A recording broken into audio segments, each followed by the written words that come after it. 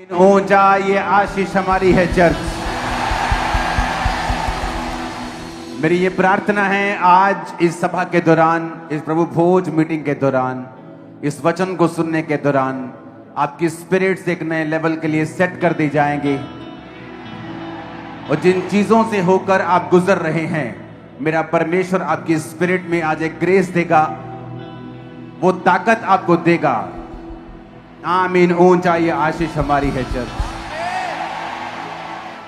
अपने हाथों को उठाओ और कहो, आज जो कुछ मैं सुनने वाला हूं, मैं फलों को लेके आऊं। अंधकार की शक्तियां इन फलों को चुराने ना पाए।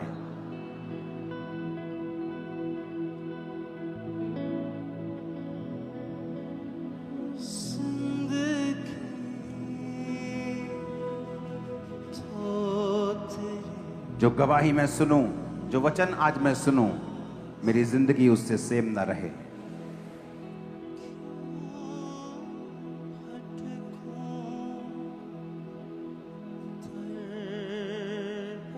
अपने हाथों को उठाकर अपनी बाइबल को उठाओ और वायदा करो परमेश्वर से, इसको मैं सुनूंगा, इसको मानूंगा और इसका प्रचार करूंगा। ऊंची आवाज में बात करो।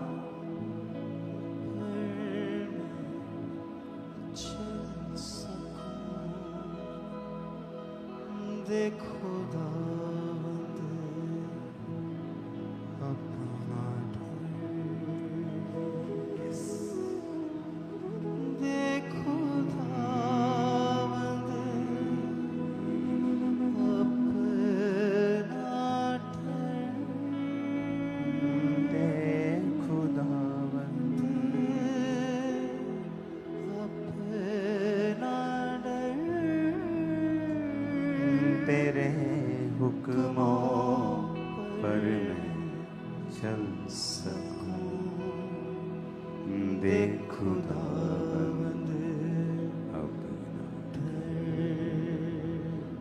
जिंदगी तो तेरे पास। अपने देश के लिए अपने हाथों को उठाएंगे। खुदा बाप, तूने हमारी प्रार्थना को सुना है। एक और प्रार्थना आपको करनी है फ्यूचर में। जो वर्ल्ड ये देख चुका है कि ये दुनिया युद्ध को सहन नहीं कर सकती है, अब पहले जैसा युद्ध नहीं रह गया है। एक युद्ध पूरी फाइनेंशियल सिचुएशन बिगाड़ सकता है पूरे देशों की। वो हाल रशिया और यूक्रेन ने देख लिया, वो अब ईरान और अमेरिका ने देख लिया है कि अब ऐसा नहीं है कि एक देश छोटा है तो आप उसे हरा सकते हो। वो देश छोटा है, चाहे उसके पास आर्मी भी ना हो इतनी बड़ी, पर आपके जो दुश्मन देश हैं बड़े, वो उनके साथ मिल जाते हैं। हमने ये बहुत बार अब देखा है। तो आपने फ्यूचर के लिए प्रार्थना करनी है कि इंडिया पाकिस्तान में युद्ध ना हो।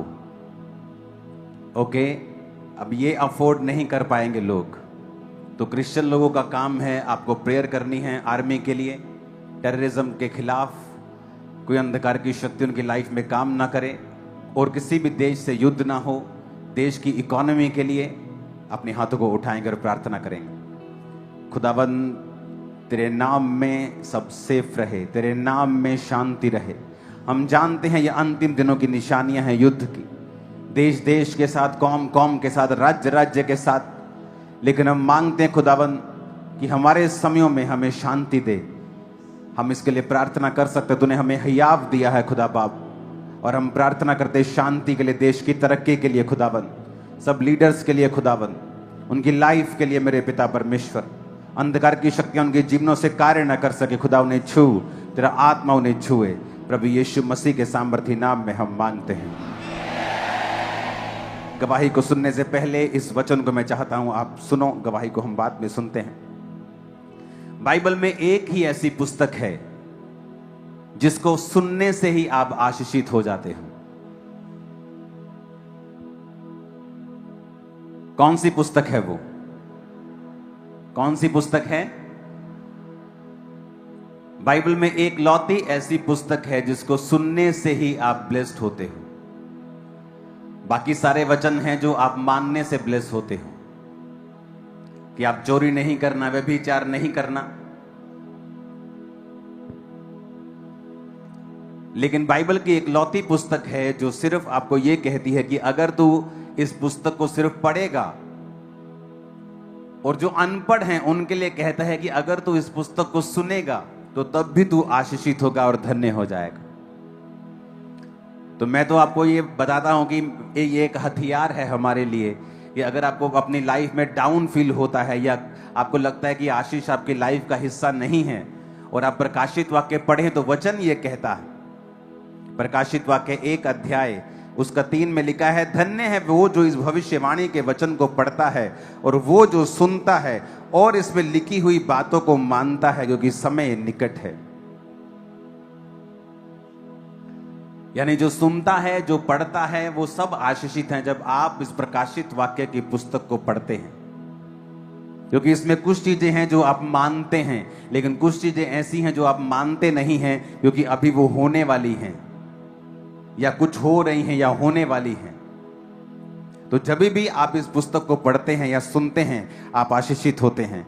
तो मेरा बिलीव है कि परमेश्वर ने आज का दिन ठान लिया है कि वो आपको आशीषित करे, और आप जब इस पुस्तक को सुन रहे हैं, आप ब्लेस्ड हैं, आपकी फैमिली समेत, आपके बच्चों समेत, आपका जो कुछ भी जुड़ा हुआ है, आपका फाइनेंस, आपका कारोबार, आपकी जॉब, आपकी लाइफ, आपकी स्पिरिचुअल लाइफ, आज वो ब्लेसिंग के नीचे है, ब्लेसिंग की छतरी के नीचे है। सारे कर्ज आपकी लाइफ से रिमूव किए जाते हैं, सारे श्राप आपकी लाइफ से खत्म किए जाते हैं, सारे कर्ज आपकी लाइफ से खत्म किए जाते हैं। आमीन। ऊंचा और खड़कने वाला चाहिए चर्च। Hallelujah, hallelujah. ये बात है यीशु मसीह के जन्म के 9 दशकों बाद की, जब यूहन्ना, जिसको परमेश्वर ने यह प्रकाशित वाक्य दिया, पहली आयत में लिखा है यीशु मसीह का प्रकाशित वाक्य, जो उसे परमेश्वर ने इसलिए दिया कि वह अपने दासों को वो बातें जिनका शीघ्र होना अवश्य है दिखाए, और उसने अपने स्वर्गदूत को भेजकर उसके द्वारा अपने दास यूहन्ना को बताया, जिसने परमेश्वर के वचन और यीशु मसीह की गवाही, अर्थात जो कुछ उसने देखा था उसकी गवाही दी। 3 आयत, धन्य है वो जो इस भविष्यवाणी के वचन को पढ़ते हैं, सुनते हैं और इसमें लिखी हुई बातों को मानते हैं, क्योंकि समय निकट है। यूहन्ना की ओर से आसिया की 7 कलीसियाओं के नाम, उसकी ओर से जो है, जो था, जो आने वाला है, और उन 7 आत्माओं की ओर से जो सिंहासन के सामने हैं, और यीशु मसीह की ओर से जो विश्वास योग्य साक्षी, मरे हुओं में से जी उठने वालों में पहलोठा और पृथ्वी के राजाओं का हाकिम है, तुम्हें अनुग्रह और शांति मिलती रहे। वह हमसे प्रेम रखता है और उसने अपने लहू के द्वारा हमें पापों से छुड़ाया है, और हमें एक राजा और अपने पिता परमेश्वर के लिए याजक भी बना दिया, और उसी की महिमा और पराक्रम युगानुयुग रहे। सब कहें आमीन। जहां हिंदी में राज्य लिखा है, आप उसे राजा लिख सकते हैं। ये असली ट्रांसलेशन में पढ़ रहा हूं। देखो, वह बादलों के साथ आने वाला है, और हर एक आंख उसे देखेगी, वरन जिन्होंने उसे भेदा था वे भी उसे देखेंगे, और पृथ्वी के सारे कुल अब उसके कारण छाती पीटेंगे। हाँ, आमीन। प्रभु जो है, जो था, जो आने वाला है, जो सर्वशक्तिमान है, वह कहता है, मैं ही अल्फा और ओमेगा हूं। मैं यूहन्ना जो तुम्हारा भाई और यीशु के कलेश और राज्य और धीरज में तुम्हारा सहभागी हूं, परमेश्वर के वचन और यीशु की गवाही के कारण पतमुस नामक टापू में था। ये वहां पर इस वचन को लिख रहा है जिसका नाम है पतमुस।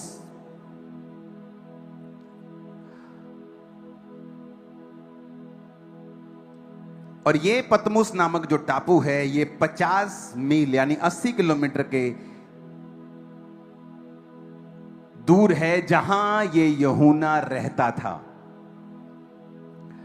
जब रोमी अंपायर ने यह देखा कि जो यूहन्ना है इसका इन्फ्लुएंस बढ़ रहा है, उनको धर्म से मतलब नहीं था, लेकिन उनको पॉलिटिकल मतलब था कि यूहन्ना का जो लोगों के ऊपर इन्फ्लुएंस है वो बहुत ज्यादा है। लोग यूहन्ना की बात बहुत ज्यादा मानने लगे थे। उन्हें मालूम था ये परमेश्वर का सच्चा दास है, तो लोग, जो पॉलिटिकल लोग थे, वो उससे भय खाते थे, और उन्होंने फैसला किया कि हम यूहन्ना को मार देंगे। और जब यूहन्ना को मारने का फैसला हुआ तो उसको बुलाया गया और उसको जलते हुए तेल में डाल दिया गया। और हिस्ट्री बताती है कि यूहन्ना जलते हुए तेल से बाहर आया और उसके शरीर पर एक भी खरोंच का निशान नहीं था। और यह देखकर वो डर गए और उन्होंने 95 एडी में, आपको मालूम है जो 7 कलीसियां जिसका जिक्र प्रकाशित वाक्य में है, वो 7 कलीसियां तुर्की में मौजूद हैं आज। शायद आपको ये बात बड़ी हैरान होगी मिलने में कि वो इज़राइल में नहीं है, वो तुर्की में है। जिन 7 कलीसियाओं का नाम इस प्रकाशित वाक्य में है और वो आज भी जगहें वहां मौजूद हैं, वहां चर्चेस बनी हुई हैं। तो उन्हीं 7 कलीसियाओं में एक का पास्टर था यूहन्ना, जिसको प्रकाशित वाक्य मिला।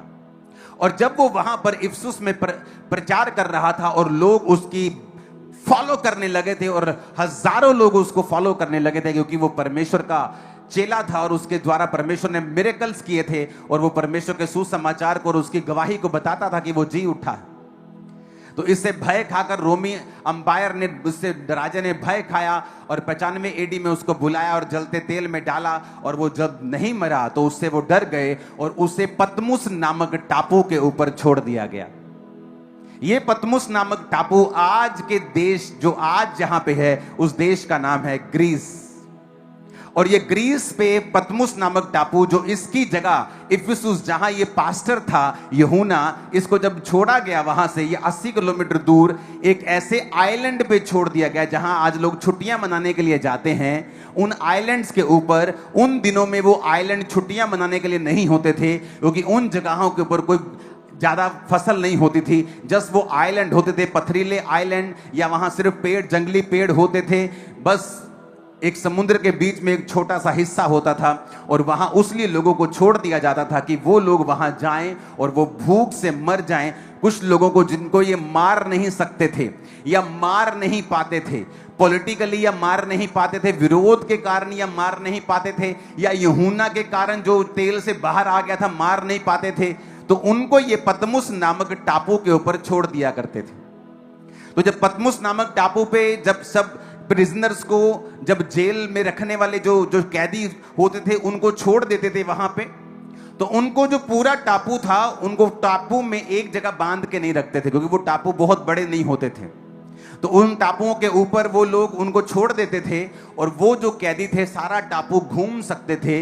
लेकिन उस टापू के ऊपर, जिस तरह कैदियों को जेल में सरकार द्वारा खाना दिया जाता है, वहां पर उनको खाना नहीं दिया जाता था। तो मोस्टली जो कैदी पतमुस नामक टापू के ऊपर भेज दिए जाते थे, थोड़े ही महीनों के अंदर अंदर कम खाना खाने की वजह से उनकी डेथ हो जाती थी, वो कमजोर पतले हो जाते थे, फिर वो मर जाते थे। तो इसलिए कि यूहन्ना को वहां पे डाल दिया गया कि हम इसको वैसे मार नहीं पाए, तो ये अपनी मौत वहां पे मरे। और उनको मालूम था कि कुछ ही हफ्तों और महीनों में यूहन्ना वहां पे जाएगा, क्योंकि वो बूढ़ा हो चुका है, वो बिल्कुल अपनी ओल्ड एज में है। एक 90 साल के बूढ़े को आप एक सुनसान टापू के ऊपर छोड़ देंगे तो वो वहां पे क्या कर लेगा? कितनी की मछली पकड़ लेगा? कितना काम कर लेगा? क्या वो खाएगा? कुछ नहीं। तो उन्होंने इसलिए कि ये मर जाए, उसको पतमुस नामक टापू के ऊपर छोड़ दिया। और जब उसको टापू के ऊपर छोड़ा, आप हैरान होंगे, आपकी क्रिश्चियन लाइफ कई बार ऐसे फेसेस से गुजरती है, ऐसे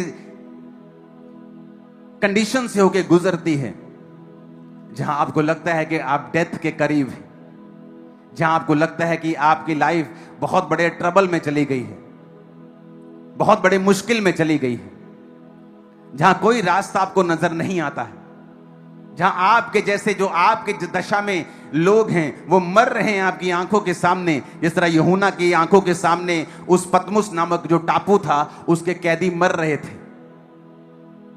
आज भी जब आप उस पतमुस नामक टापू के ऊपर जाएंगे, जिस जगह के ऊपर परमेश्वर ने यूहन्ना को दर्शन दिया था,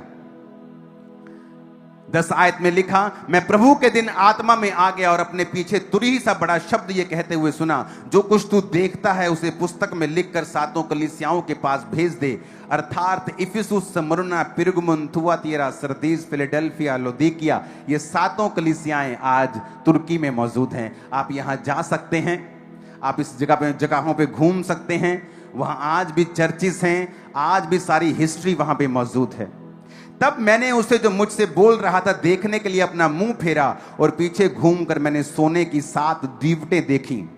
उन दीवटों के बीच में मनुष्य के पुत्र सदृश एक पुरुष को देखा, जो पांव तक के वस्त्र पहने, छाती पर सोने का पटका बांधे हुए था। उसके सिर और बाल श्वेत यानी वाइट थे, वर्ण पाले के समान उज्जवल थे। उसकी आंखें आग की ज्वाला के समान थी। उसके पांव उत्तम पीतल के समान थे, जो मानो भट्टी में तपाया गया हो,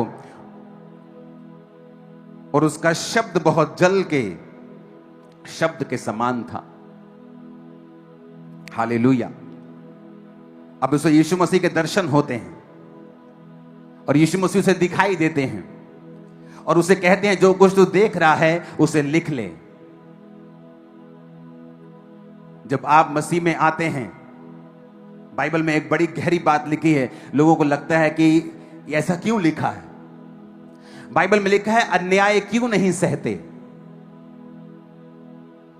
जब लोग तुम्हारा विरोध करते हैं तो तुम आनंदित क्यों नहीं होते हो? अब यहां पर जो रोमी लोग हैं वो आनंदित हो रहे हैं कि हमने एक डिसाइपल को मार दिया, क्योंकि पतमुस नामक टापू से ये 90 साल का बूढ़ा ये वापिस जिंदा आने वाला नहीं है। कलीसियाएं दुखी हैं क्योंकि उनके सेवक को उठा लिया गया है, जो बिल्कुल एक गढ़ की तरह है। लेकिन आगे क्या हुआ? जिस गुफा में, जिस जगह के ऊपर यूहन्ना को परमेश्वर ने दर्शन दिया और कहा, जब उसने देखा तो उसने क्या देखा?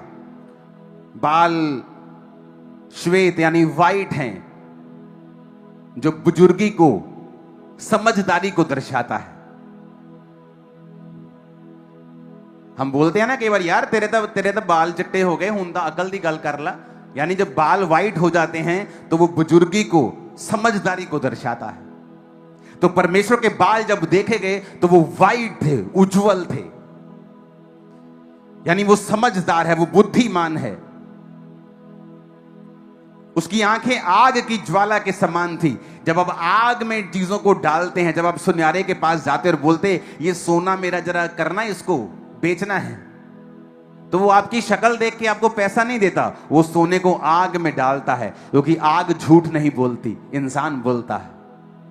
आग दिखा देती है कि इसमें कितना सोना है और कितना पीतल है और कितनी चांदी है और कितनी अशुद्धता है। तो जब परमेश्वर ये दिखा रहा है कि मेरी आंखें आग की ज्वाला के समान है, यानी मेरी आंखों से कुछ भी छुपा हुआ नहीं है। मैं तुम्हारे मन की बातों को भी जानता हूं, जो तुम्हारा दुश्मन सोचता है ये भी जानता हूं, जो तुम्हारे लोग सोचते हैं मैं ये भी जानता हूं। तुम मेरे सामने जब आते हो तो मैं सब देख सकता हूं, क्योंकि आग जो ज्वाला है, आग के समान उसकी आंखें हैं, उससे कुछ भी छुपा हुआ नहीं है। वो तुम्हारी हर एक सीक्रेट को जानता है। उसके आगे लिखा, उसके पांव उत्तम पीतल के समान थे। जिन भट्टियों में चीजों को क्रश किया जाता है वो पीतल की होती हैं मोस्टली। पीतल एक हार्ड धातु है, ये मोल्ड नहीं होती, ये खराब नहीं होती, ये खत्म नहीं होती, टूटती नहीं जल्दी। तो जब पांव पीतल के समान है, इसका मतलब न्याय भी है, इसका मतलब मजबूती भी है। और जब ऐसा दर्शन यूहन्ना पा रहा था, जिस जगह यूहन्ना ने दर्शन पाया, उस गुफा की पिक्चर है मेरे पास, वो दिखाना जरा। इस जगह क्या आप दिखा सकते हैं सब तरफ? इस जगह यूहन्ना ने परमेश्वर के प्रकाशित वाक्यों को पाया था।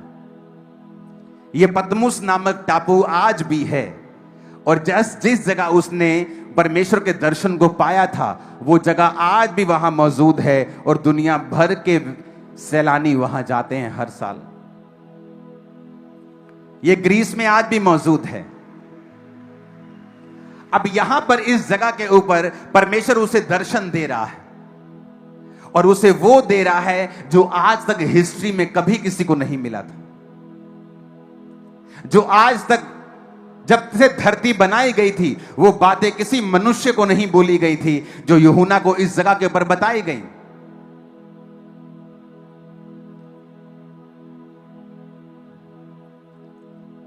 और जो परमेश्वर के दास है, जो नबी हैं, जब मैं उनसे कई बार मिलता हूं, बात करता हूं, तो उस जगह के ऊपर वो बताते हैं कि जब हम जाते हैं तो उस जगह के ऊपर एक अजीब सी प्रेजेंस है परमेश्वर की।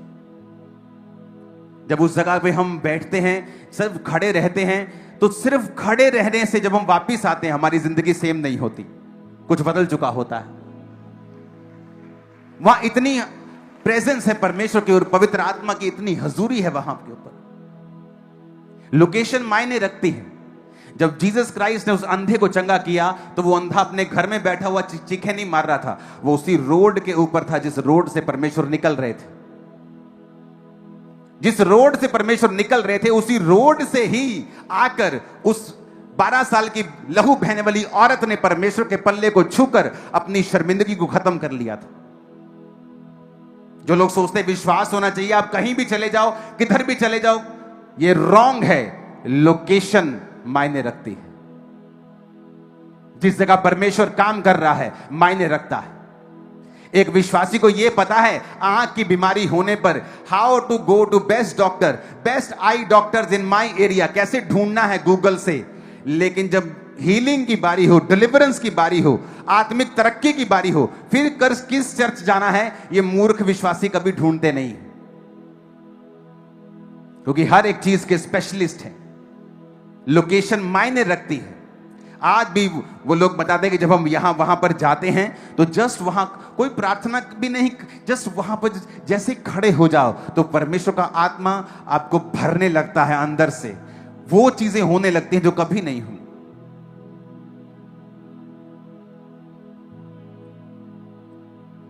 और जब यहां पर परमेश्वर का प्रकाशित वाक्य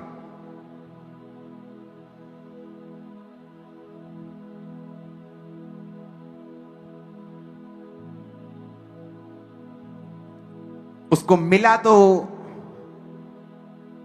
लोगों के हिसाब से वो पनिशमेंट के नीचे है, वो दुखी हो रहा है, उसको हमने नप लिया, उन्होंने दब लिया, पर वो एक ग्रेटेस्ट काम करने जा रहा है। इमेजिन,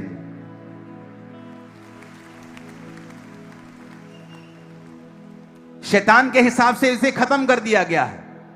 परमेश्वर कहता नहीं, इस दुनिया का मालिक मैं हूं, इस वर्ल्ड का मालिक मैं हूं, कुछ भी मेरी मर्जी के बिना नहीं होता है।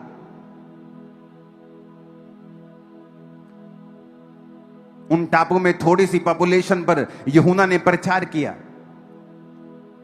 और जहां यूहन्ना को मर जाना चाहिए था भूख से, उसी टापू के लोग उसे खिलाते रहे। उसके चेले वहां पे खाना भेजते रहे। कुछ चेले वहां पे गए इंक लेके,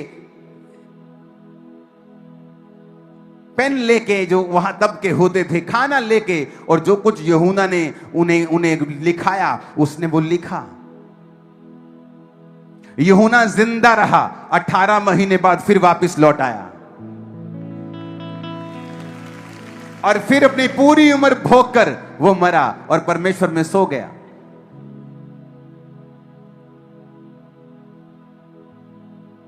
जब परमेश्वर काम करने में आता है वो राजाओं को भी फेल कर देता है।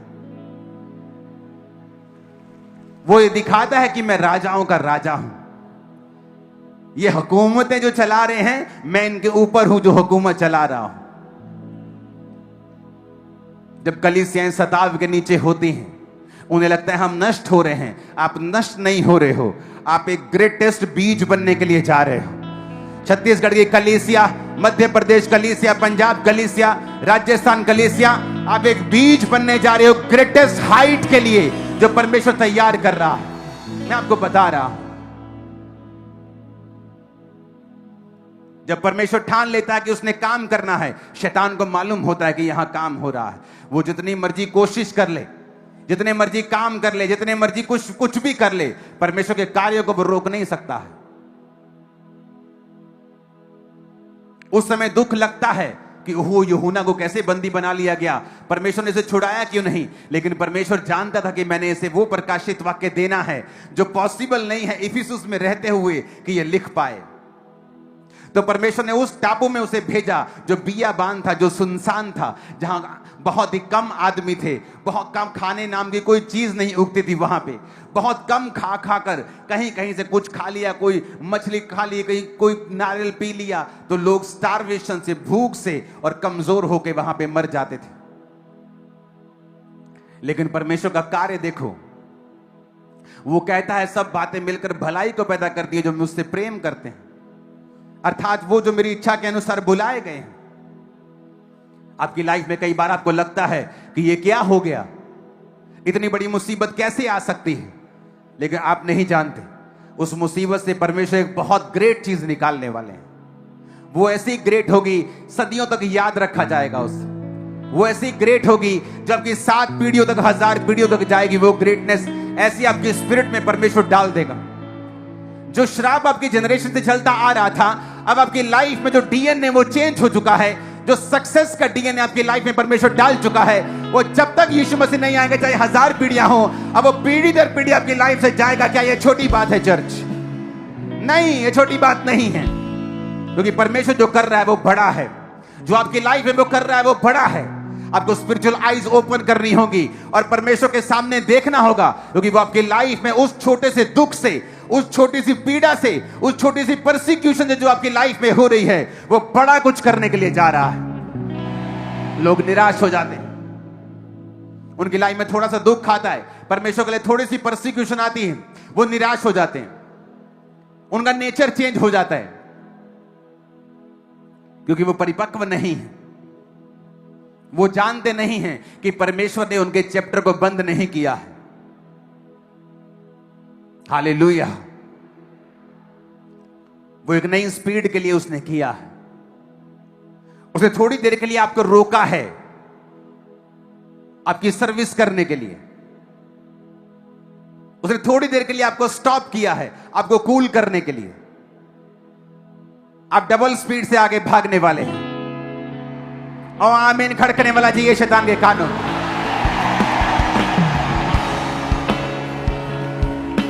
हालेलुया।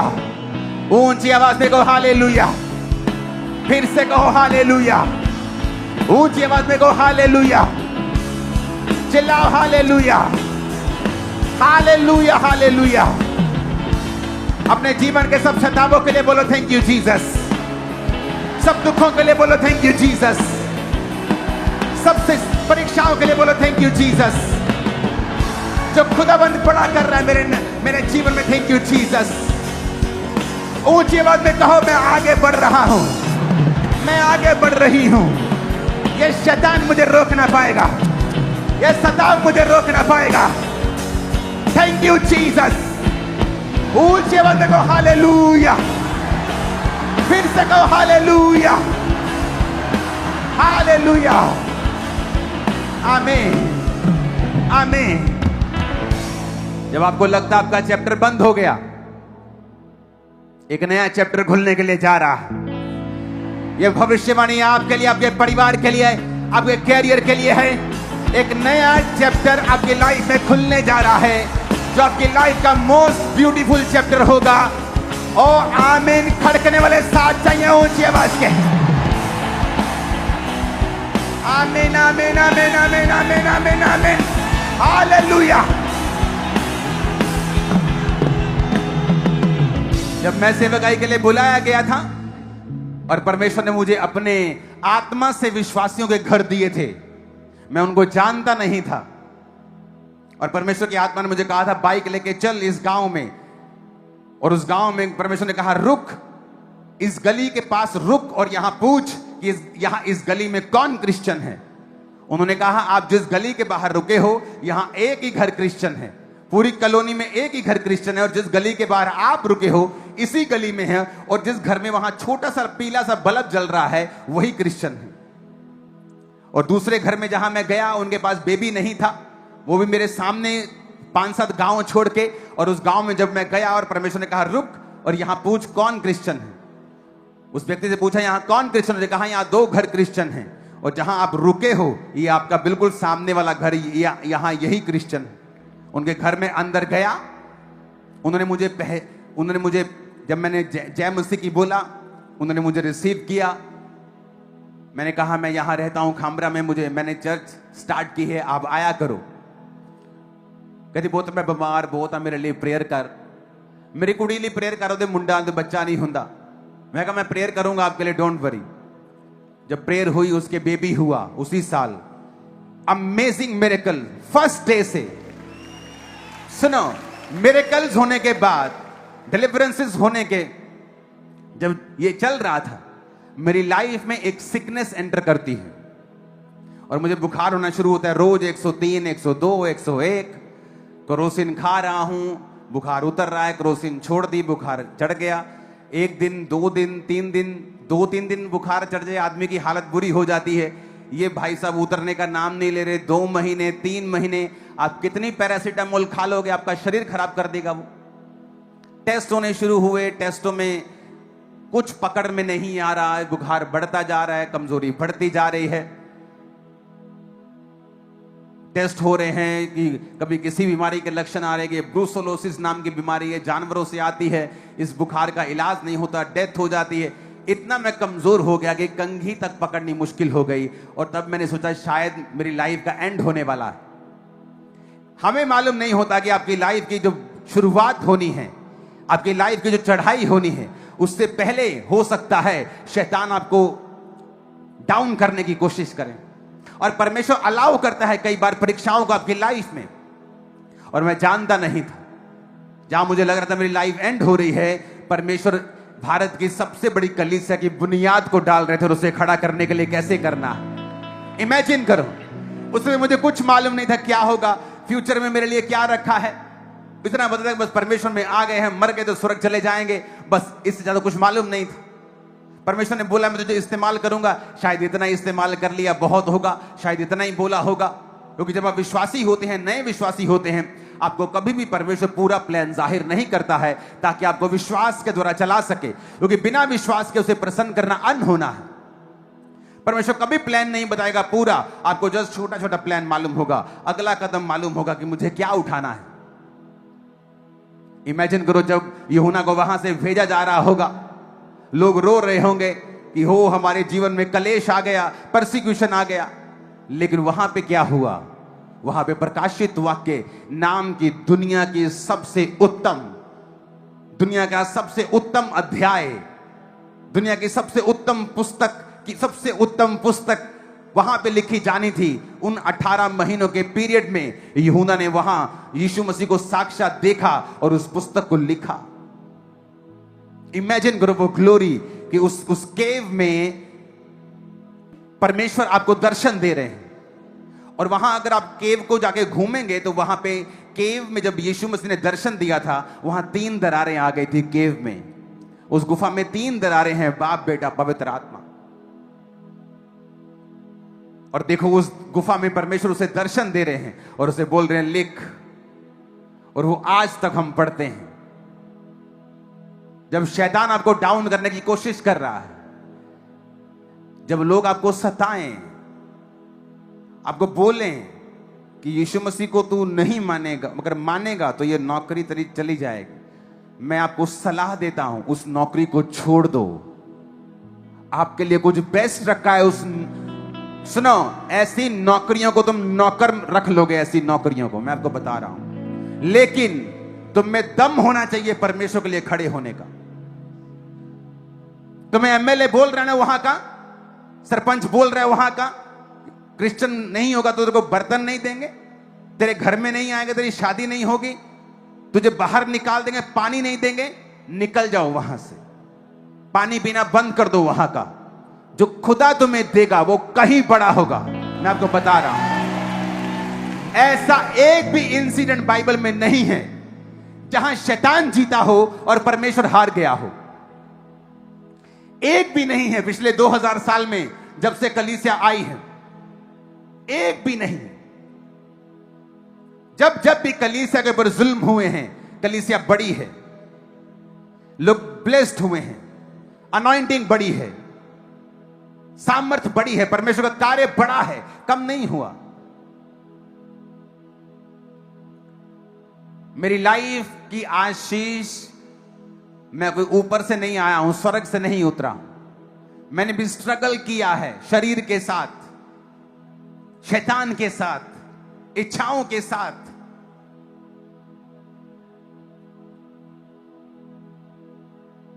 लेकिन मैंने क्या नोटिस किया है कि मैं परमेश्वर के लिए खड़ा रहा हूं।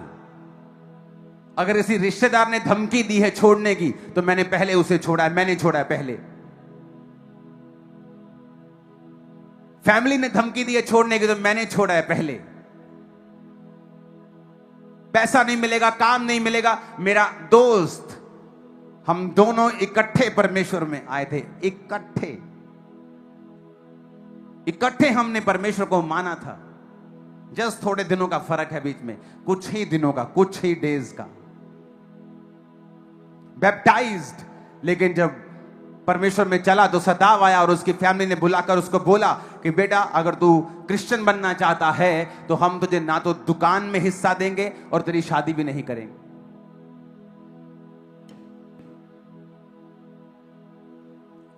उसकी शादी हो गई 20 साल पहले, आज से 18 साल पहले। उसका सब कुछ जा चुका है आज। वो मां, वो बाप, कोविड के दौरान कोई चला गया, कोई बीमारी के दौरान चला गया, जवान भाई चला गया, अकेला रह के।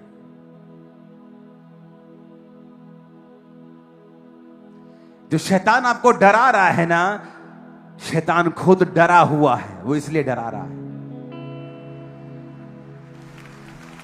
आज मेरी फैमिली कहां है? मसीह में है। क्योंकि मैंने कहा ठीक है, आपको कुछ जो नहीं देना ठीक है, कोई प्रॉब्लम नहीं है, लेकिन उसको दुकान की चिंता थी, शादी की चिंता थी। वो किसी चीज में आज हैप्पी नहीं है।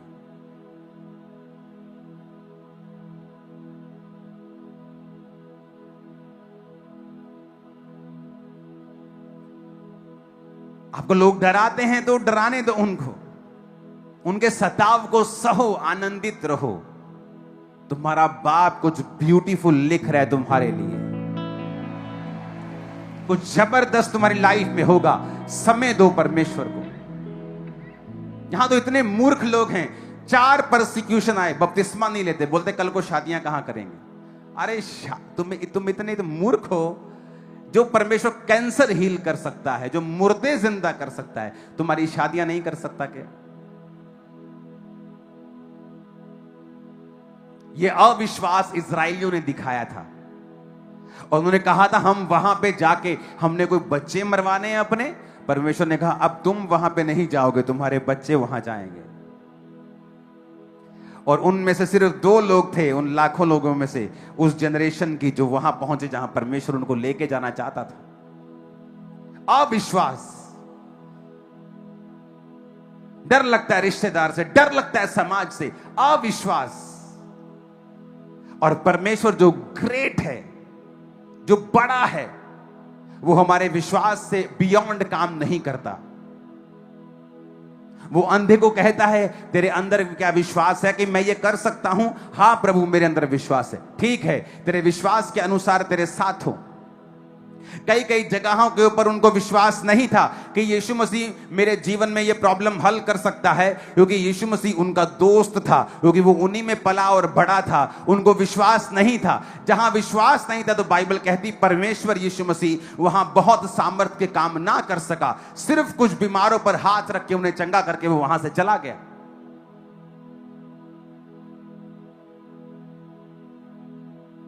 मैं कोई स्पेशल नहीं था, स्वर्ग से उतरा हुआ। मैंने सीखा है विश्वास करना। जो परमेश्वर ने कहा उसे सीखा है, उसे मानना है, आपको अच्छा लगे या ना लगे। आज कितनी चर्चेज है जो फाइनेंशियल स्ट्रगल करती हैं कि आपको स्ट्रगल करने के लिए परमेश्वर ने बुलाया नहीं, लेकिन क्या वो बोती हैं? नहीं बोती हैं। अगर एक विश्वासी एक सेवकाई टाइथ नहीं बोएगी, वो कभी वहां नहीं पहुंच सकती जहां परमेश्वर उसके लेके जाना चाहता है, क्योंकि उसने अपने बीजों को खाया है। अपने बीजों को खाने का मतलब है तुमने अपनी फसल को खा लिया है। इसीलिए आज विश्वासी स्ट्रगल करते हैं, क्योंकि उनके अंदर फेथ नहीं है। क्योंकि प्रेयर करने के लिए फेथ चाहिए, यीशु मसीह को डिक्लेयर करने के लिए फेथ चाहिए, टाइथ बोने के लिए फेथ चाहिए, बीज बोने के लिए फेथ चाहिए, भूखे रहने के लिए फेथ चाहिए, सेवा करने के लिए फेथ चाहिए, अपना जीवन प्रभु के घर में देने के लिए फेथ चाहिए, अपना जीवन परमेश्वर की सेवा में समर्पित करने के लिए फेथ, विश्वास चाहिए। बिना विश्वास के आप नहीं कर सकते। हालेलुया। अपने पड़ोसी को बोलो, एक बेस्ट चैप्टर तेरी लाइफ में खुलने वाला है। नहीं, ये भविष्यवाणी ऊंचा बोलो, जरा कान खोल दो अपने पड़ोसी के।